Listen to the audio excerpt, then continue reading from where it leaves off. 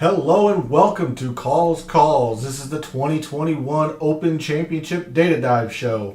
A couple of quick announcements as my intros have gotten long lately. The first being tomorrow will be the Barbasol Championship complete show. Initial research which will be very little. Then the Data Dive and DFS Tactics all in one for the Barbasol Championship will be tomorrow night. With this being an alternate field event, trying to cram in that around the Open Championship, this is the best way to happen. And then the second quick announcement, as always, all statistics provided by FantasyNational.com. If you haven't signed up for it, what are you doing? You need to go over there, invest in it. It's going to make you a lot better DFS player. It's going to make you more knowledgeable about outright betting. I can't speak enough good things about it. Go and get it. What are you doing? So, without any further ado, let's get into digging into some data for the 2021 Open Championship. And we transition over here, and I'm going to start by showing you my data model that I have been kind of tweaking today for the Open Championship. And this is what I've landed on now. Earlier today, I was toying around with double bogey avoidance and opportunities gained and so on and so forth. And throughout the course of the day, I removed those two metrics, and I'll explain why as I'm going through this. But I think the best way to explain why I got rid of those is to go through this. So here at Royal St. George's on the southeast corner of England, which is, I believe it's Sandwich, England, and I think that's how that works. I think there are certain metrics or certain skills that will translate from American style golf to links style golf. I do not think driving will be one of them. American style golf is to hit it far, hit it high, go as far as you can, and worry about the rest from there. Now, certainly I think irons and putting translates no matter where you are to a certain degree. You might have to change your thought process, your style on putting, especially and iron shot shaping and all that stuff. But I don't think driving the golf ball is going to carry or have a lot of carryover success, just because of the amount of wind. Which, if you didn't check or if you haven't tuned into the initial research show that I did last night, what are you doing? If you're live, pause. If you're live, check it out after this. And if you're not live, pause this video, go check it out, and then come back. I'll still be here. But last night in the initial research show, the forecast for the Open Championship this week is diabolical, and I love it. It just underscores the amount of asshole I am when putting the professionals through the ringer. Because I'm glad I don't have to play this, because I can't count as high as what my score would be. But again, I just don't think off the tee is going to matter all that much. Not that it won't matter. I don't think the skill will translate. Therefore, the statistic will be not invalid, but I want to use the word skewed, but I don't think that's it. I just don't think there's going to be a lot of value gained based on this metric. At the same time, I think strokes gained approach will matter. And normally, in a normal model, I'll have this at 25%. I've got it lower, and I've had it as low as 15% when I was including the double bogeys and the opportunities gained. I've actually increased that to 20%. Strokes gained putting will be at 10%. I think it's going to be important. But I think more important is going to be the 3-putt avoidance. When we look at the course breakdown on Fantasy National, we'll see here that a basic overview of the course, sure, this is not an error or a glitch or anything. The last time The Open was played at Royal St. George's of 2011, so they don't have that data. But or some data they have, some data they don't. You can see here by the scoring distribution round to par that there are significantly more bogeys than birdies. Therefore it's going to be classified as a difficult course, and right well should be. The cut line in 2011 was +4. Again, just underlining the sheer difficulty of the course. Driving accuracy was at 47%, and a note there, especially combined with I mentioned it in the initial research show, that guys could hit the fairway and still end up in the long, rough, fescue, gnarly shit. That's because that's how dry and firm and how they had the course set up in 2011.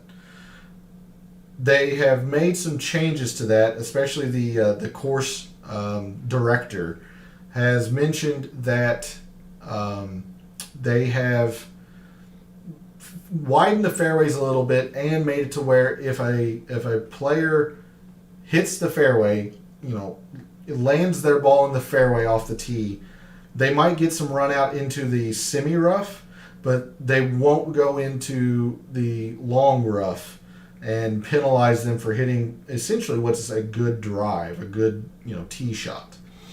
So that's what's contributing to this.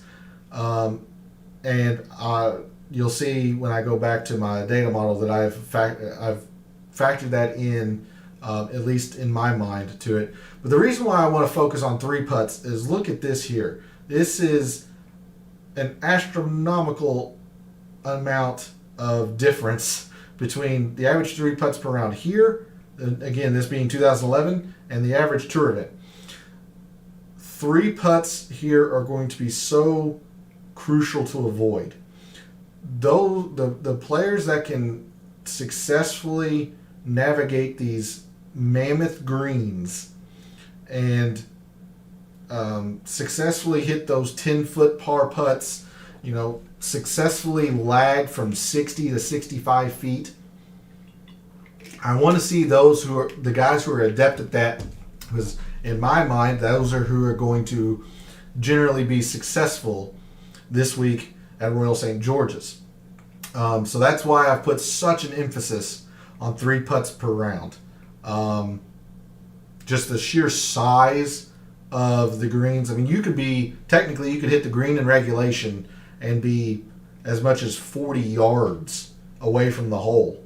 That's just how mammoth these greens are. And the course director even paid homage to that, saying he expanded the greens even from 2011. So that's why I've got such a heavy emphasis on 3 putts, avoiding 3 putts, that is. Still 10% on strokes gained putting anyway. I mentioned earlier that I was toying around with even double bogey avoidance. Did some research, looked at some Wikipedia statistics on the leaderboards.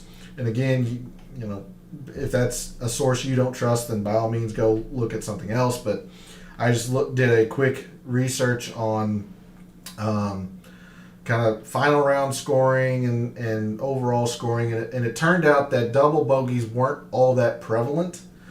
And when I started to think about it, if I'm going to target guys that hit a lot of fairways, and that's why I only have off the tee at 5%, that I'm putting so much emphasis on hitting the fairways this week. If I'm targeting guys who are hitting the fairways, then they should not have to be worried about avoiding a double bogey unless they just shank an iron, which happens. I mean, look at Harold Varner. No, I'm sorry, Sebastian Munoz this past weekend at the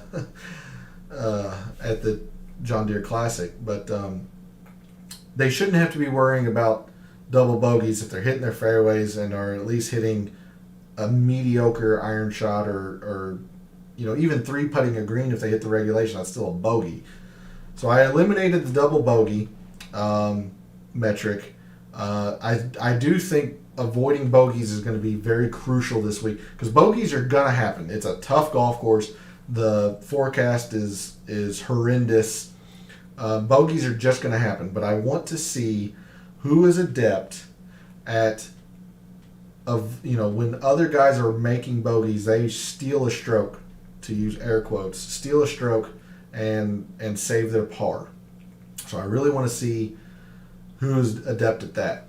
I think scrambling is going to be very, very important as well. Not necessarily strokes gained around the green, although you could make an argument, and I would certainly support it given a valid argument. I can picture it in my mind, but I have these metrics more important in my mind. I've got scrambling because the way a links course works, there are times where you will have to pitch out from the fescue, the gnarly, rough, all whatever that shit is over there. You'll have to pitch out 5 yards just to get the ball back in play, and you're hitting a 130-yard approach shot. I say approach, 130-yard shot as your third shot on a par 4. And I just want to see who is adept at, when things are going bad, who can scramble and still make their pars. So that plus the bogey avoidance, perhaps I'm putting too much emphasis on that, but with the Open Championship, the 2019 Shane Lowry is a bit of an outlier. He won at -15. The last time it was played at Royal St. George's, the winner was -5. There were only 4 players under par, and being a major championship, an Open Championship, generally scoring is high anyway. So that's the emphasis on bogeys and scrambling. Because this is a par 70, so you have 2 par 5s, 4 par 3s, and 12 par 4s. I do have a little bit of emphasis on strokes gained par 4s. And when we went into the initial research show, we saw that there was a kind of an even split, and I can even show that now on Fantasy National. The reason I didn't do it on last night in the initial research show is they still had Carnoustie as the course in the course breakdown. I came back today and they had updated it to Royal St. George's, so now I can bring this up and show you. But when we look back in this model, I've got this range highlighted. There are 5 par 4s that don't, or there are technically 6, but one is under 400 at 381. So let's look at the par 5s, or par 4s. The ones that aren't between 400 and 450. You got 495 and 496. So those two are not close to the 450 cutoff. But let's look at the others. You've got a 453, you've got a 459, and you've got another 459. Now, 10 yards is certainly arguable on the cutoff point, but you got to think they're going to use different tees between different days, certain, so on and so forth. Like, I'm going to lump at least 2 of these 3 into the 400, 450 category, if not all 3, only because all these holes may play as short as 330 yards if they're downwind. Conversely, if they're into the wind, they could play as long as 530 yards. But given everything else kind of normalized, 453 yards, I'm comfortably able to, willing to put into the 400 to 450. It's 3 yards. The 459s are certainly arguable, but I still think they're close enough to at least give us an idea of who plays the length of these holes well. So that's why I have the 400 to 450 highlighted, even though there are 3 holes that kind of fall outside of that. I do have that highlighted. I don't want to put too much emphasis on it, but it's certainly something. And just to speak to the difficulty that is Royal St. George's, the easiest hole, very easy, plays to a half stroke under par, you've got a 4% birdie rate. I mean, that's an easy hole. You have to attack it. If you're getting par, you're losing strokes to the field. But the niceties are over there. The second easiest hole on the golf course plays to right at par. Right at par is the second easiest hole on the course. This is going to be a brutal Open Championship, which I love. But, I mean, when that's the second easiest hole, it's going to make for some fun times. Then again, I'm an asshole, so, hey. But there's the reasoning for what I am showing in my data model. And agree or disagree, whatever you want to do. That's one of the biggest reasons why you should be a FantasyNational.com member. If you're not, what are you doing? I've been preaching it for 5 or 6 weeks now.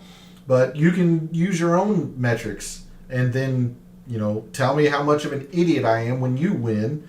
Or tell me, what you used to generate what you used to win and which brings me to my point that I'm getting at.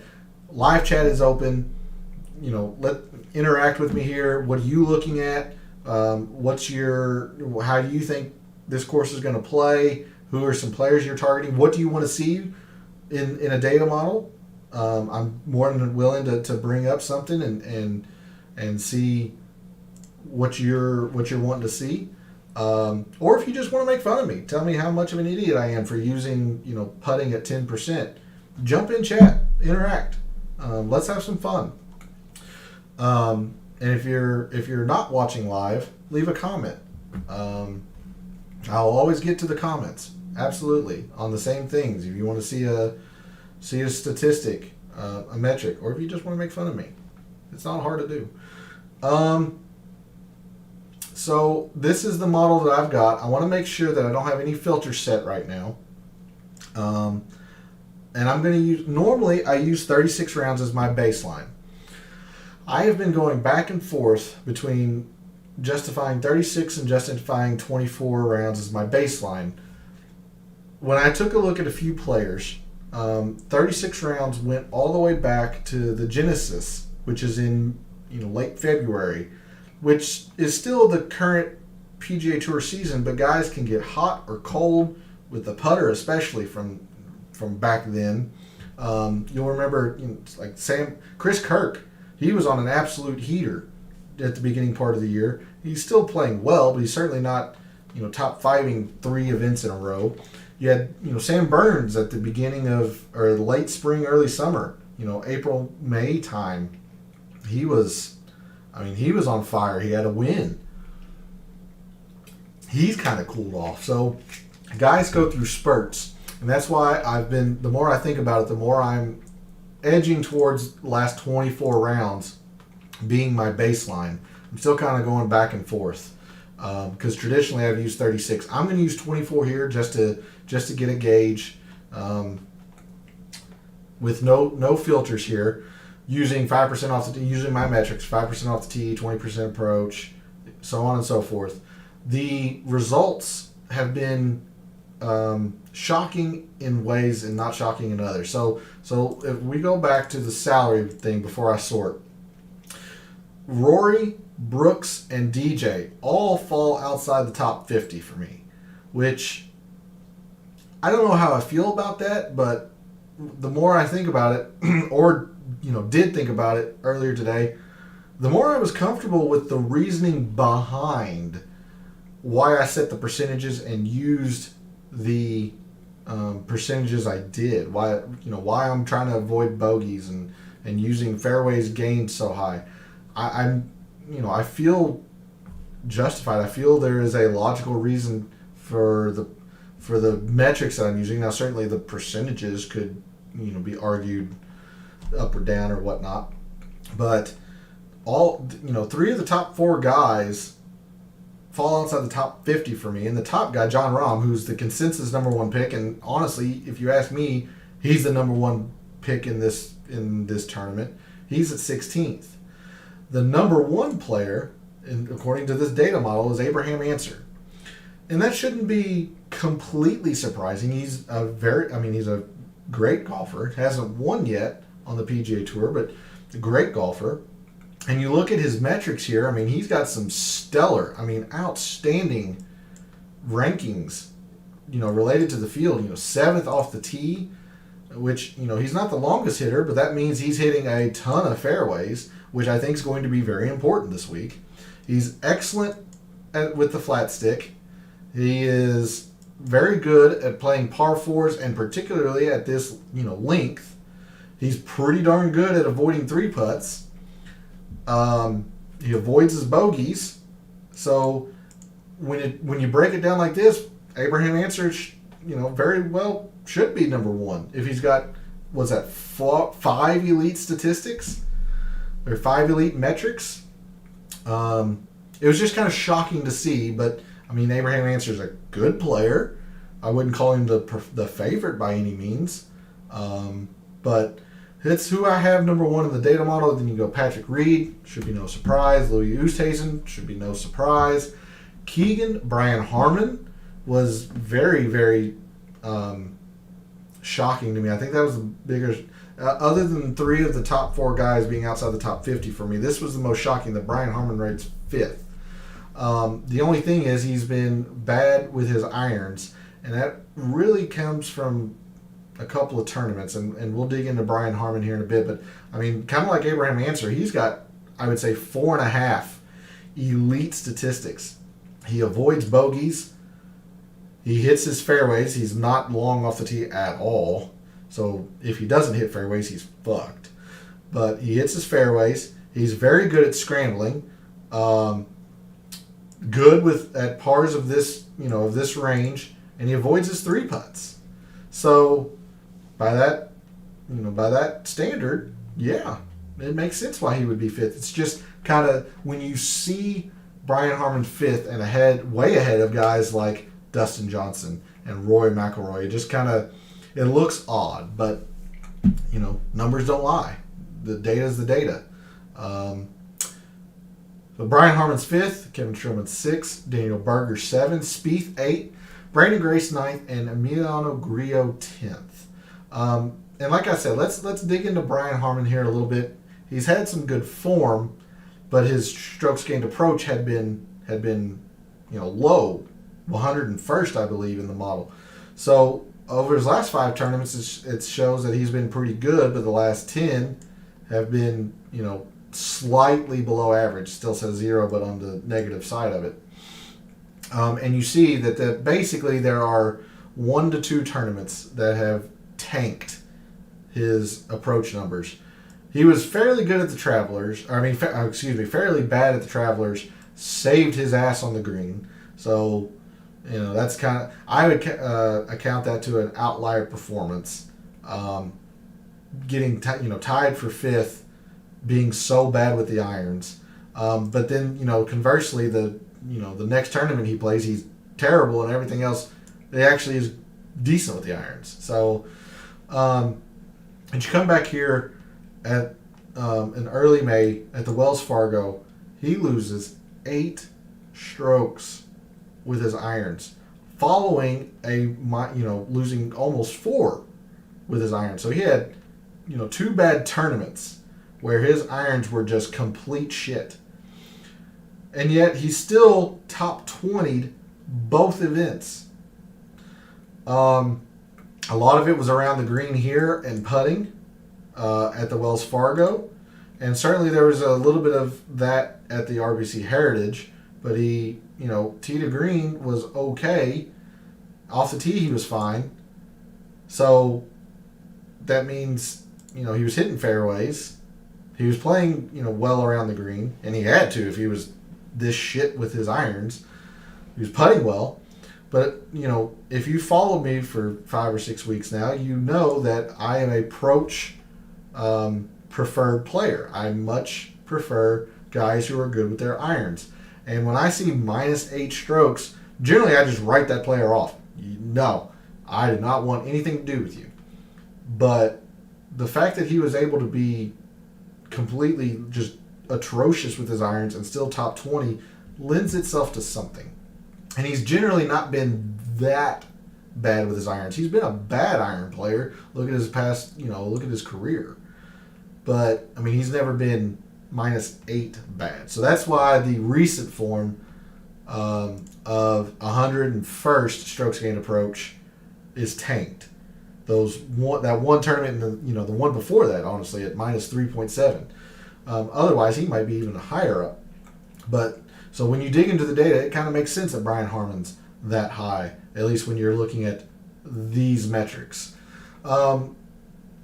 So you see there. I mean, Wednesday we'll go into the to the salary, the DFS tactics, and all that stuff. But you can see there's some really good values here. Now, I imagine these will be chalky, but we're not here for that. We'll talk about the outright betting more so, and digging into the data, slicing and dicing it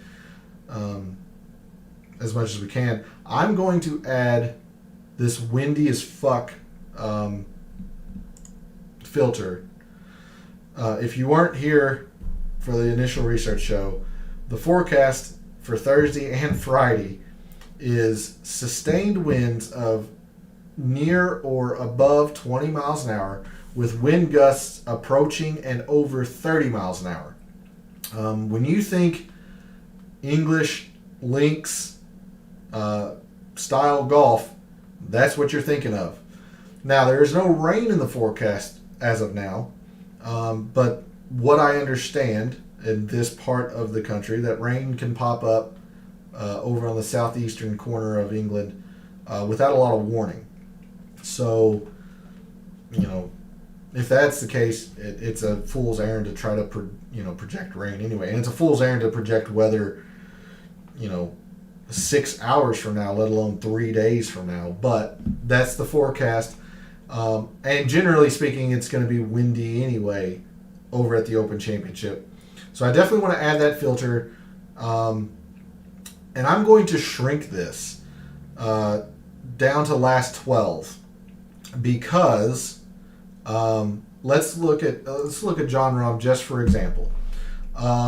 His last 5 tournaments. Let's look at the U.S. Open, where we're at Torrey Pines. I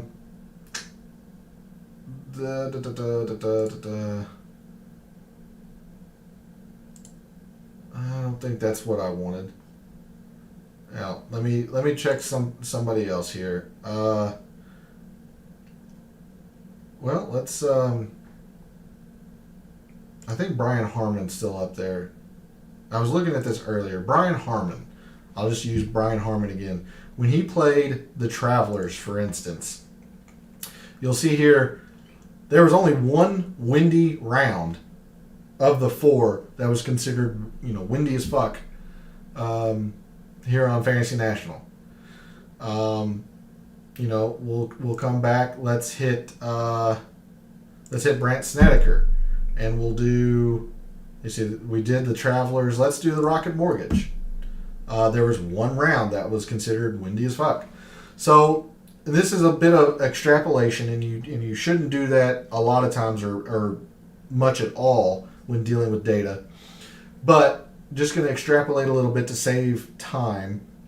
Let's assume one round per event that's windy.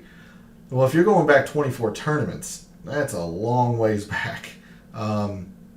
Sometimes you're going back to early 2020, middle of 2019, and remember a lot of the 2020. 3.5 months of the PGA Tour season was canceled due to the COVID pandemic. So you had 2020 data that just wasn't there. So you're going back even further than normal. So that's why I'm going last 12 rounds when I'm adding this windy filter. 12 tournaments is still quite a bit, but it's certainly not 2019 far back. And given the same percentages and whatnot for my model, Abraham Hanser is still number 1 in the wind. It probably should be no surprise because he's generally a very good wind player as it is. I mentioned last night that I didn't know what the green surfaces were over in England. Turns out they're bent, almost exclusively bent. So that's good to see there. Again, good in the wind, and good form, very good form. Minus the U.S. Open, he just did not play well. Ball struck. I mean, hit his irons immaculately. Just the rest of his game was fuck all. But Abraham Hansard, number one in my model in the wind, the last 12 rounds. Grillo, English, Palmer, Rory, Cantlay, Snedeker, C.T. Pan, Brian Harman still up there, and Ben On. I always have a problem seeing Ben On. He can't putt. He just can't putt. Very good around the green, just can't putt. So there's the top 10. Tony Finau lurks at 11th. John Rahm's 14th. Something that's going to be very important this week, and a lot of the reason why I don't think driving, at least in American viewpoints or standards, you're trying to hit the ball high and far and all that. I just don't think that's going to play over here. Darren Clarke, when he won at Royal St. George's in 2011, he was very, very clear and very adamant that he attributed a lot of his success to being able to hit low shots, being able to shape his shot, but hitting it low and letting it run for 50 or 60 yards. I mean, true links style golf. And I think that's going to be important again. And that's why somebody like Gary Woodland, I'm going to value higher this week, because he's been known to add the stinger. I mean, even off the tee, he'll hit these low running bullets that just, they might carry 150 yards but get 150 yards a run. So somebody who knows how to play in the wind, who can shape their shots. I'm thinking of people like Joaquin Niemann, Alex Noren, Gary Woodland. There's a reason why Euros tend to do well at Open Championships, just because that's the style of golf they play. They know how to play links golf. They aren't afraid to hit the ball short and trust their irons. Not to say that Americans can't have success. Clearly, the Americans have won the Open Championship. It's just more. It's a European style game. Obvious statements are obvious, but you take a look here. It probably should be no surprise that the top of my rankings have a pretty similar theme, in the sense of they're international, Euro or international, short game players, or just top tier talents in the world. Ancer and Grillo, short game, they're great with their short game, and international. Harris English, his short game's good. I wouldn't call it top tier by any means. The scrambling 14th, 3-putt avoidance is really bad. I don't think I'd quite put him up in the upper echelon of saying like top tier talent around the world, but he's in great form right now, so it makes sense why he's third in the rankings, especially factoring in it's just last 12 rounds of windy, and when he won at the Travelers, you saw that there was one round that was considered windy. I don't know why the U.S. Open isn't showing up here for given wind and such. Oh, because that's the 2008. Well, Birdie Better Actual. I just kind of wanted to see the past course conditions for it. Oh well. So yeah, I mean, he's in great form. Ryan Palmer's from Texas. Texas is widely known to have a lot of wind for their golf courses. He's a good wind player. Makes a lot of sense. Rory, English, Cantlay, top tier talent. Snedeker is a little interesting. CT Pan, international. Brian Harman, short game. I mean, great at short game, great. And then Ben On. I guess, I mean, the short game's great. I mean, fantastic. Number one in scrambling. He avoids 3 putts. He just can't make a 5-footer. So, so it should be no surprise that those are the top guys that are trending to the top of my rankings. And I mean, you start lurking in the top 25 or so. You got Noren, Bobby Mack, Sergio, Mike Lorenzo Vera, a Frenchman, Tommy Fleetwood, Justin Rose, top tier echelon, John Rahm, and so there's a reason why, generally speaking, the cream rises to the top at majors. But I definitely wanted to filter on wind, just to see who kind of plays well in the wind. And likewise, when I showed you the difficulty of the course, I also want to see scoring relative to par. I am actually going to increase this to 24 because there's more examples, there's more data contained on rounds difficult to par as opposed to windy rounds. So that's why I feel comfortable increasing it to 24 and not staying at 12. When factoring in difficulty of a round scoring to par, Xander Schauffele number 1, Patrick Reed number 2, Louis number 3. You're seeing a lot of overlap there. Victor Hovland's 4, Brian Harman 5, Streelman 6, Tringale 7, Morikawa, Rahm, and DJ. Again, when conditions get tough, when the field gets tough, when the course gets tough, the best players in the world generally rise to the top. Some interesting names here, just kind of outside the top 10. You've got Sung Jae, who I'm a big believer in. He's just even his form suggests that he's playing well. He's just not put it all together. Like last week, he made the cut, but he wasn't inspiring by any means. He played very well at the Rocket Mortgage. Made the cut at the U.S. Open. Nothing to sneeze at, but it wasn't a standout performance by any means. He's just kind of all over the place right now, and I want to back Sung Jae. It's just hard to. Jason Kokrak at 15 is interesting. Ian Poulter, probably no surprise. Euro answer. Matt Wallace is somebody else I like this week. Christian Bezadenhout, very good short game player. And because I don't think distance is going to matter as much, it's just more about hitting fairways. He's okay at hitting fairways, but notice how his strokes gained is at the bottom of the field. If he's middling in fairways and terrible off the tee, that means he can't hit it past his shadow. He just has to rely on his short game, his putting. Thankfully, those are really good. So Seabez is somebody I'm kind of looking at.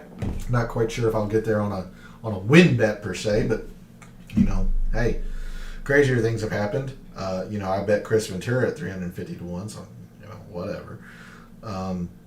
But those are some interesting names out just outside my top 10 that I like a lot this week. Cameron Smith. If this is a short game fest, Cameron Smith's going to be right up there near the top. Again, I just don't think Bryson's game is going to translate well. Now, by all means, could he hit a 420-yard drive on a par 4 and be on the green in 1? Sure. If the holes are downwind, he'll get aggressive and try to overpower the course. But if he's off, he's not going to be able to play the American game of gouge it out of that rough. I don't care if you're Bryson DeChambeau times 20. You're not going to be able to gouge it out of this rough, this fescue. So I'm just not as high on Bryson as probably others, and as much as you would think for a major.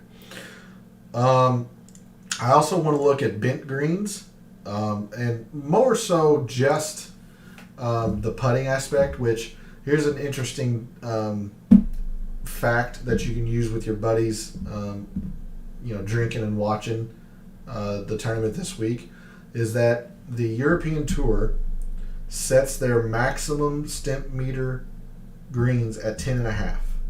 And that's just because of all the wind and other, mainly the wind, but other factors as well, how low cut they keep the fairways and stuff, or fairways, the greens and such. 10.5 is the maximum they allow on the stent meter, and a lot of times they'll go under it. So that's why I'm not adding the green speed filter of fast or average or Velcro or anything like that. I'm not going to add it. I just want to see who putts well on bent greens, and I am actually going to increase this again to 36 because there's so much data available for bent greens. The narrower or the more filters, the narrower your data, the narrower you need to make your sample size, if that makes sense. But just looking at strokes gained putting over the last 36 rounds on bent grass greens, Brendan Todd is number 1. Cameron Tringali, Martin Keimer, Zach Johnson, Charles Howell are your top 5, followed by Poulter, Kokrak, Noren, Andy Sullivan, and Mackenzie Hughes are your top 10. English just outside, Brant Snedeker just outside, Schauffele, Harmon, Answer. So guys are still gravitating towards the top. They're just not in the top 10. Brendan Todd, a very good putter anyways. Tringali's just a data darling. He does play well on bent greens though, or putts well at least on bent greens. Poa is his best, but he still does okay. Not good in the wind, so not a suggested play. But when you're looking at just overall strokes gained putting, there's your best for 36 rounds. Strokes gained putting. I've hammered home the point of the 3-putt avoidance on bent greens the last 36 rounds. CT Pan, number 1. Not very good in a lot of other stats, but by God, he should avoid 3 putts this week. Jason Day, Adam Scott, Patrick Reed, Cameron Smith are your top 5. Kuchar, Harmon, Rahm, Tringali, Zach Johnson. So quite a bit of overlap there, which should be no surprise. Matthew Wolff, who is withdrawn, so make sure you take him out of your rankings. So yeah, there's good old Bernhard Longer. Go you. You could be 80 years old, still being Bryson DeChambeau. So good for you. So yeah, I just want to take a quick look at bent green performance for that. Let's see. If we do not windy or not moderate, I want windy and difficult relative to par. This is going to have to be a very, very small sample. I'm going to go the last 8. It certainly could be the last 4. But I just want to see the combination of, and it should probably be Abraham Answer since he was first in both, I think. No, he actually falls to 3rd. Tony Finau is number 1 when you combined difficult to par and windy conditions. So Tony Finau is number 1. Harris English. Abraham Answer's 3rd. Cantley 4. Snedeker 5. Palmer, no surprise again with the Texas link there. Leishman, no surprise. Australian, a lot of wind. Griot, Rory McIlroy, and Colin Morikawa, just the best iron player in the world. Going on down, been on Kevin Na, Berger, Kokrak. Kokrak's somebody I really like this week. He's popping in my model.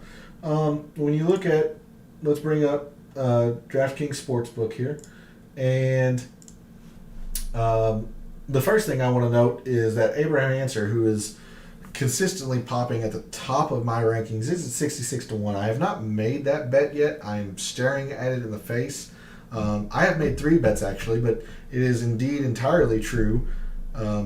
Last night I said I was going to, as soon as the show ended, I would bet Patrick Reed, and that's exactly what happened. I ended my show, I logged in to DraftKings Sportsbook and placed that bet. My full card obviously will be Wednesday during the DFS Tactics show, or at the end of the DFS Tactics show. I've got 3 bets in. I might give you those at the end of this show. I'm not sure yet. 2 of them I'm pretty happy with. One is a complete dart throw. So Abraham Answer, I'm staring that 66 in the face really, really hard. And then Kokrak, where is he? Jason Kokrak. Well, by gosh.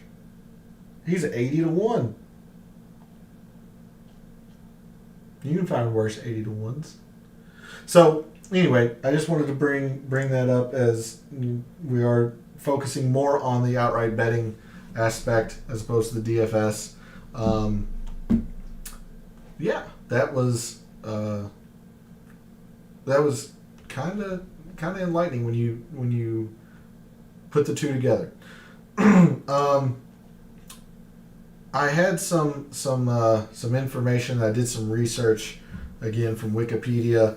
Why I avoid or remove the double bogeys. They just don't come into play. I thought about it.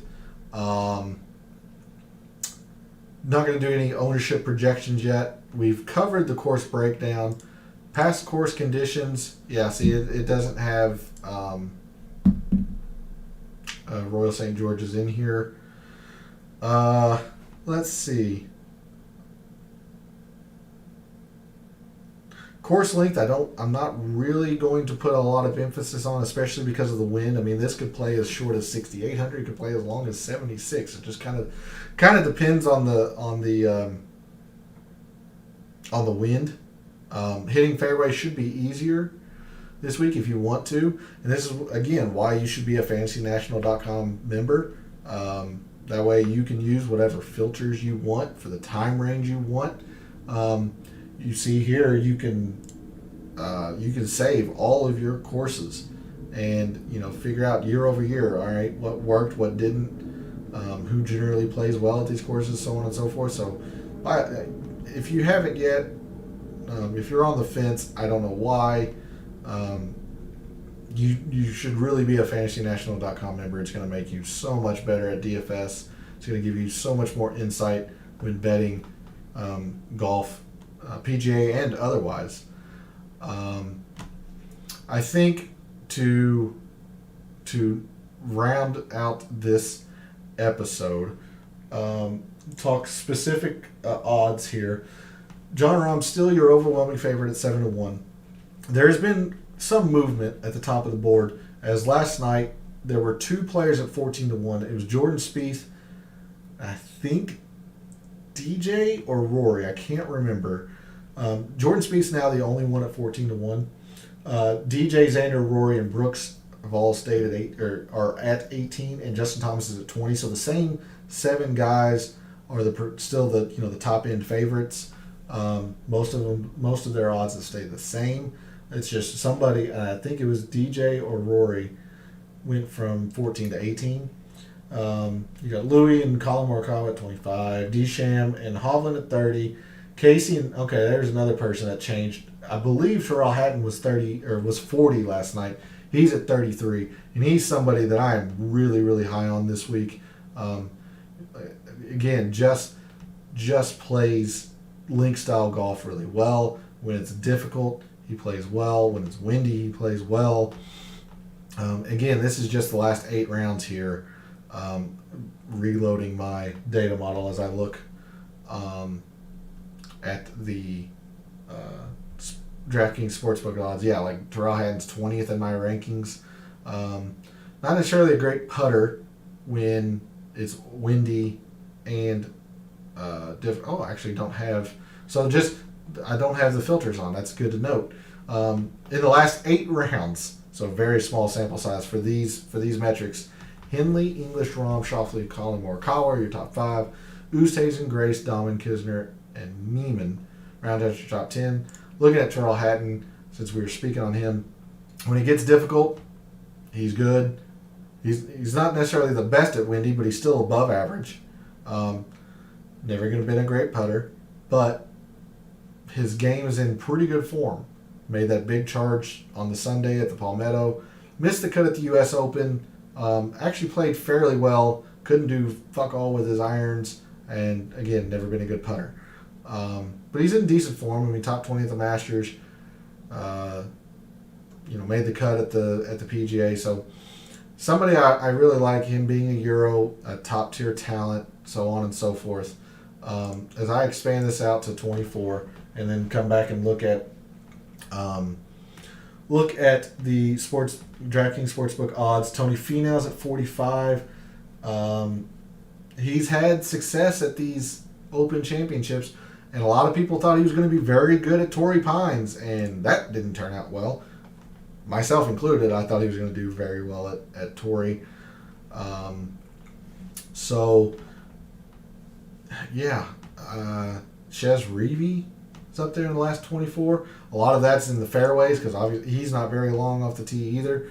Kind of like Answer and Brian Harman in that regard. I mean, Spieth is by no means short, but he's not a long hitter.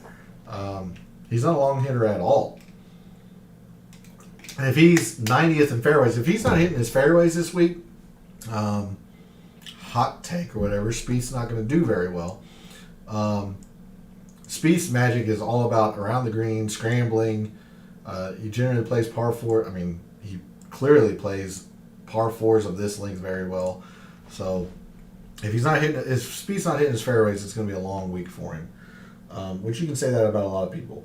Webb Simpson, somebody I've kind of toyed around with. He's 55. Christian Bezuidenhout, I really like this week. South African. You'll notice that I think we talked about him a little earlier. Strokes gained off the tee, awful. Fairways gained, decent, above average. But if he's only that and that low, means he just he can't hit it past his shadow and relies on his short game. Now, granted, his short game and putting are world class, but he's somebody that I've kind of toyed around with. Not sure about the outright betting, but kind of toyed around with some props and so on and so forth. Some bigger, higher odds that I really like. Kokrak at 80, Noren at 80. If you're a Ricky believer, he's at 80, and he certainly played well in 2019. Brian Harman, who's been popping on all my models, is 100 to 1. Ryan Palmer is 125 to 1. Tringali is 125 to 1. Again, I'm not as high on Tringali. He's just kind of like a data darling. Nothing wrong with Tringali. I think he's a better DFS tactics, DFS play than an outright bet. Off the tee, he's not been great lately. He's hitting his irons okay. Yeah, again, I think he's an okay DFS play, not an outright bet. Sam Burns is 125. Sink's 125. Gary Woodland's 150. And I talked about Gary Woodland, how I think the way he plays or can play golf. You remember when he won I think it was the U.S. Open. Where did he go? I know he was around here somewhere. Gary Woodland. Well, now I'm just going to search for it.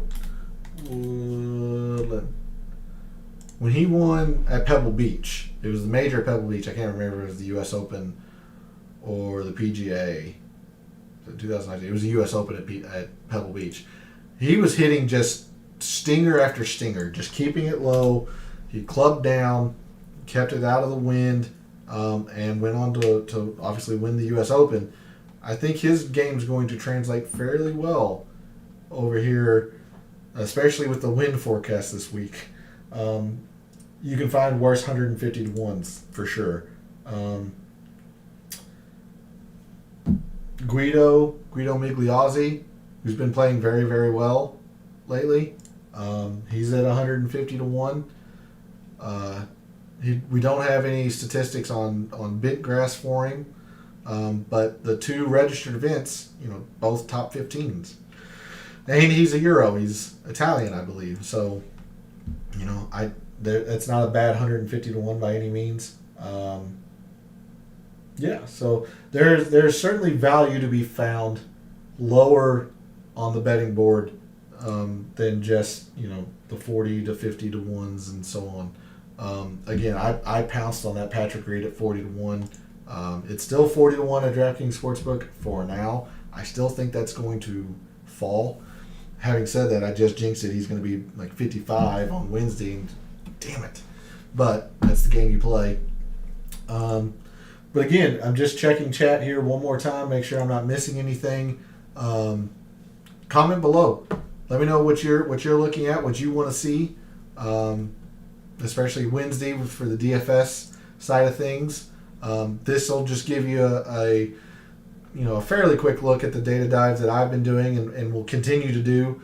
Slice and dice data as much as I can to really dig into the weeds. Bad joke, intended for the fescue of the Open Championship, but really dig in and find out, what I think's going to play well, what I think might be overlooked, and so on. So, with no chat, I'll round out the show with saying that, remember, tomorrow is the full Barbasol Championship show. The data dive, the DFS tactics, the initial research, which there won't be a lot of. And then Wednesday will be the DFS tactics for the Open Championship. Guys, as always, smash the like button, especially this week for the extra content of the Barbasol. Remember to subscribe to the channel. All the support's appreciated. Comment below anything that you want to know. I'll always get to the comments later. And until next time, may all your bets be profitable.